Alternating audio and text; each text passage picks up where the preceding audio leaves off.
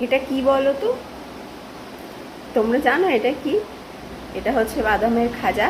চিনির, এটা গুড়েরও পাওয়া যায়, তিলেরও পাওয়া যায়, কিন্তু এটা চিনির। চিনিরটাও আমার ভালোই লাগে, ছোটোবেলায় খুব খেতাম আমরা। তোমরা হয়তো অনেকে খেয়েছো বা অনেকে জানো, আবার অনেকে হয়তো খাও নি, জানোও না। হেভি লাগে খেতে। দেখো তো এই বিস্কিটগুলো চিনতে পারছো কি না? তোমরা কারা কারা এই বিস্কিট ছোটোবেলায় খেয়েছো? কি করব, ভালো লাগছে না, তাই একটা পেয়ারা বসে বসে কেটে কেটে খেলাম। বেশ ভালোই লাগলো।